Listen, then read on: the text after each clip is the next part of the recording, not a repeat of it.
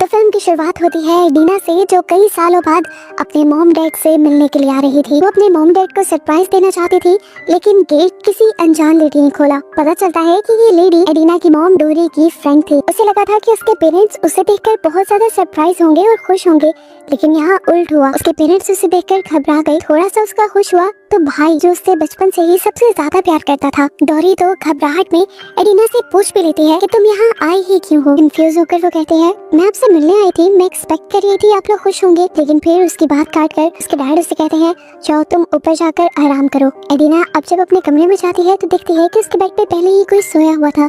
उसे जब देखने की कोशिश की तो जो कोई भी था उसने एडिना के ऊपर हमला कर दिया।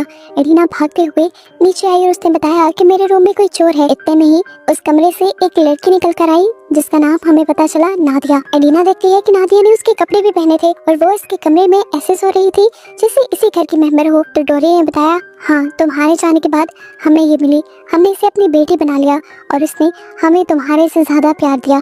एडिना को गुस्सा आ जाता है। वो अपनी मॉम से कहती है, आप इसे बाहर निकालें, मुझे अपने कमरे में आराम करना है। तो डोरी कहती है, नादिया कहीं नहीं जाएगी, तुम ऊपर वाले कमरे में जाकर सो जाओ। उसे गुस्सा तो आया, लेकिन यहाँ पर गैबी ने उसे कूल डाउन किया और ये लोग आराम करने के लिए चले गए। ऊपर जाते जाते भी एडिना उस लड़की को अजीब सी नजरों से देखकर जाती है, क्योंकि उसके पेरेंट्स नादिया को कुछ एक्स्ट्रा ही इम्पोर्टेंस दे रहे थे। ऊपर जाने पर अब गैबी उसे बताती है कि मुझे भूख लगी है। एडिना उसके लिए खाना लेने के लिए जब नीचे जाती है तो अपने मॉम डैड के कमरे के आगे से गुजरते हुए वो उनकी बातें सुनती है।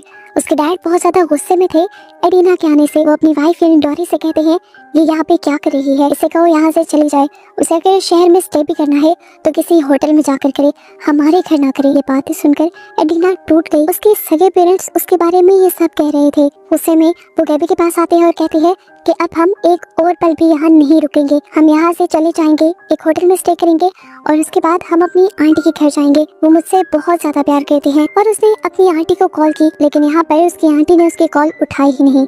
ये लोग होटल की रिजर्वेशन लेने की भी कोशिश करते हैं, लेकिन सारे होटल्स भी बंद थे, इनके पास कोई ठिकाना नहीं था। तो गैबी के बहुत समझाने पर एडिना दोबारा अपने मॉम डैड के घर आ जाती है। यहाँ पर एडिना थकावट की वजह से सो जाती है, जबकि हमें दिखाया जाता है कि गैबी अब उसकी मॉम यानी डोरी की हेल्प करने लगी थी। एकदम से एडिना घबरा कर उठती है तो सामने दिखती है कि नादिया ने उसके बेटे को लिया हुआ था। वो उसे नुकसान पहुँचाने की कोशिश कर रही थी, इसीलिए उसने जल्दी से अपने बेटे को वापस ले लिया। वो उसका फीडर लेने के लिए नीचे गई और अपने मॉम डैड पे चिल्लाने लगी कि नादिया को इस घर से निकाले। मैं कह रही हूँ ना कि हमें नुकसान पहुँचाएगी, ये अभी मेरे बेटे को भी नुकसान पहुँचाने वाली थी। लेकिन यहाँ उसके मॉम डैड उसकी एक नहीं सुनते और एडिना ये देखकर और भी ज्यादा गुस्से में आ जाती है कि उसके मॉम डैड ने तो नादिया के लिए प्रॉपर क्रिसमस गिफ्ट्स भी लिए थे और वो उसे कैंडीज भी दे रहे थे। अब वो अपने रूम में जाती है जिसमें आजकल नादिया रुकी हुई थी। वो यहाँ पर सबूत इकट्ठे करने लग जाती है नादिया के खिलाफ, ताकि वो अपने मॉम डैड को समझा पाए कि ये लड़की ठीक नहीं है जिसे उन्होंने अपने घर में रख लिया है।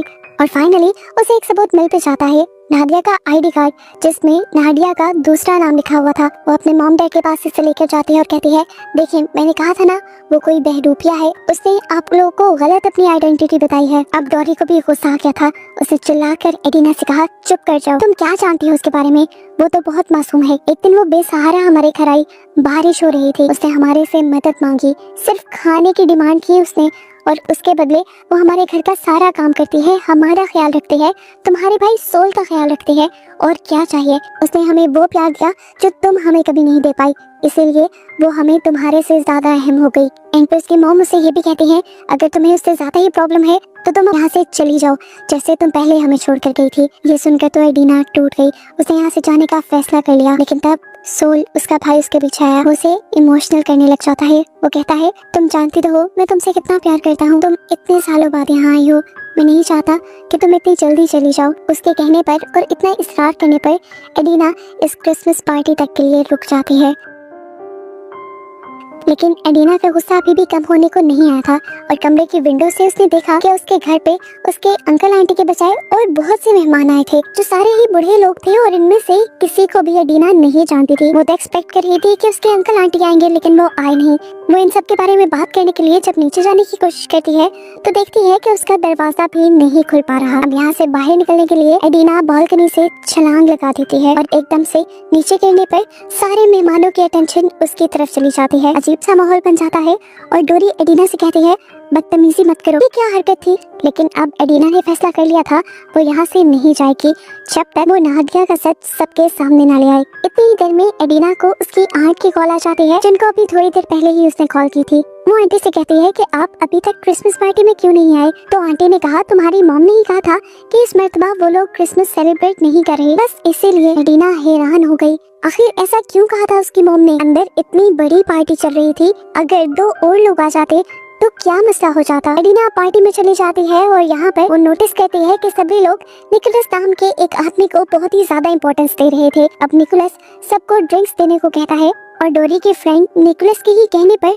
सबको ड्रिंक सर्व करती है। ड्रिंक करने के बाद सभी लोग डांस करने लग जाते हैं और फिर एडिना के डैड सबकी अटेंशन अपनी तरफ करते हैं और कहते हैं मेरी प्यारी बेटी मेरे पास आओ और यहाँ सभी लोगों से कुछ कहो। एडिना को खुशी हुई, आखिर पहली बार तो उसके डैड ने उसे बुलाया तो सही, लेकिन जैसे ही वो उठी तो उसके डैड ने कहा तुम नहीं, मैं नाडिया से बात कर रहा हूँ। और इस मर्तबा वो पहले से भी ज्यादा टूट गई। इससे पहले कि यहाँ पर नाडिया कुछ कह पाती, एडिना को गुस्सा आ जाता है। वो सभी लोगों के सामने ओवर रिएक्ट करना शुरू कर देती है और कह देती है कि मेरे मॉम डैड जिसको अपनी बेटी बनाए बैठे हैं वो उनकी बेटी नहीं है, मैं हूँ उनकी बेटी। ये कोई बहरूपिया है, मुझे नहीं पता, लेकिन कैसे उसने मेरे मॉम डैड को मैनिपुलेट किया है और मेरे मॉम डैड मेरे से ज्यादा उसे इम्पोर्टेंस दे रहे हैं। एडिना यहीं पर नहीं रुकती, वो अपने मॉम डैड के नए फ्रेंड्स को भी बहुत बुरा भला कहती है, यहाँ तक कि निकोलस को भी।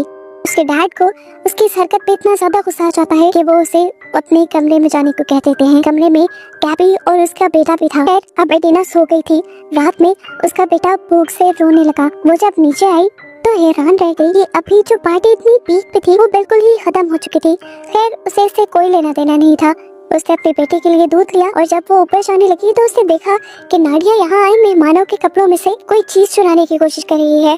उसे गुस्सा आ गया, उसने नाडिया के दोनों हाथ पकड़ लिए और उसे खींचते हुए ऊपर लेकर जाने लगी और बोलने लगी अभी मैं अपने मॉम डैड को तुम्हारा असली चेहरा दिखाऊंगी, तुम चोर हो। वो अपने मॉम डैड को जब आवाज दे रही थी तो नाडिया उसकी मिन्नतें कर रही थी, प्लीज ऐसा मत करो, मेरी जान खतरे में है, तुम समझने की कोशिश तो करो, मेरी बात तो सुनो, वो लोग मुझे मार देंगे, वो मुझे जिंदा नहीं छोड़ेंगे। नादिया को यही छोड़कर एडिना अपने मॉम डैड के रूम में जाती है तो ये देखकर हैरान परेशान हो जाती है कि वहाँ पर अजीबो गरीब सामान रखा था जो किसी रिचुअल का लग रहा था। इतनी ही देर में उसने देखा कि यहाँ जितने भी लोग थे वो नाडिया को ढूंढने लगे थे।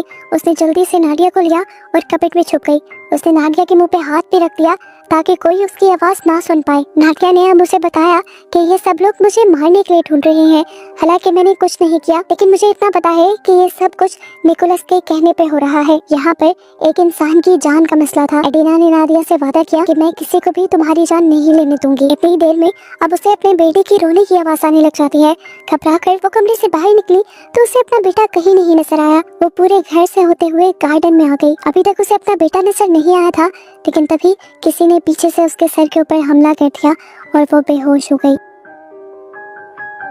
कुछ देर बाद जब उसे होश आया तो उसने देखा कि उसके हाथों और पाँव को बांधा गया था और उसके सामने पार्टी में आए सभी लोग खड़े थे। यहाँ पर निकोलस एडिना के सामने आता है और उसका मुंह पकड़ते हुए कहता है, यहाँ पर जो हो रहा है होने दो, तुम इसमें कुछ नहीं बोलोगी। हम सब लोग एक कल्ट के मेंबर हैं जिसका लीडर हूँ मैं बाल की यानी शैतान की पूजा करता हूँ और बाल ही हमें पावर देता है कुछ भी करने के लिए, और बाल की पावर से आज हम तुम्हारे भाई को ठीक करने वाले हैं। लेकिन इस सब के लिए बाल को एक बलि देनी पड़ेगी, वो भी किसी ऐसे इंसान की जिसे अडॉप्ट करके तुम्हारे पेरेंट्स ने एक बेटी से ज्यादा प्यार किया हो। इसलिए उन्होंने नाडिया को अडॉप्ट किया और तुमसे ज्यादा प्यार दिया। आज उसी का सैक्रिफाइस देकर हम तुम्हारे भाई को ठीक कर देंगे। एडिना चिल्लाने लगी। वो बोली, आप लोग इतने बेहिस कैसे हो सकते हैं?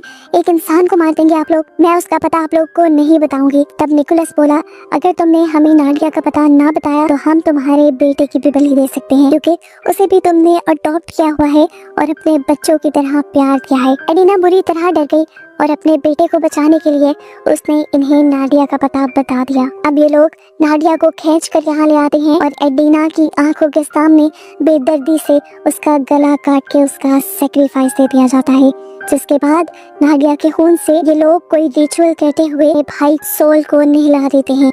ये नजारा एडिना बर्दाश्त नहीं कर पाती और बेहोश हो जाती है। उसे सुबह जब होश आया तो वो अपने बेड पे थी। यहाँ पे सब तो नॉर्मल लग रहा था। वो नीचे आई तो उसने देखा कि कल वाले कोई भी लोग अब यहाँ पे नहीं थे और आज उनके घर पे उसके अंकल आंटी आए हुए थे और ये सब लोग पहले की तरह ही खुश नजर आ रहे थे। उसे लगने लगा ये सब जो उसने देखा था शायद वो उसका ख्वाब होगा या उसका वहम होगा, क्योंकि अब प्रॉपर तरीके से उसे वो चीजें याद भी नहीं थी, जैसे किसी ने उसकी मेमोरी इरेज कर दी हो। अब तो उसके मॉम डैड भी उसके साथ अच्छा बिहेव करने लगे थे, कल की तरह स्ट्रेंज बिहेव नहीं कर रहे थे। एडिना देखती है कि उसके डैड और उसके अंकल मिलकर खाना बना रहे थे। सब कुछ इतनी जल्दी चेंज कैसे हो सकता था। अपनी कंफ्यूजन को दूर करने के लिए वो गार्डन में आई, लेकिन रात वाला कोई सेटअप वहाँ पे नहीं था। उसने मान लिया कि रात जो कुछ भी हुआ वो शायद उसका सपना था, लेकिन अंदर आने पे उसका ये ख्याल भी बदल गया जब उसने अपने भाई को अपने पैरों पे खड़े होते देखा। यानी सच में एडिना के मॉम डैड ने नादिया का सैक्रिफाइस दे दिया था, जिससे एडिना का भाई अब चलने के काबिल हुआ था। नादिया के बारे में इन्होंने सभी लोगों को यही बताया कि वो एक चोर थी और चोरी करके भाग गई। एडिना के पास भी कोई सबूत नहीं था कि वो इस सब को प्रूव कर सके। वो अब इसलिए भी खामोश हो गई कि उसके भाई को एक नई लाइफ मिल गई थी। और बस इन्हीं सब चीजों को दिखाते हुए ये मूवी यहाँ खत्म हो गई।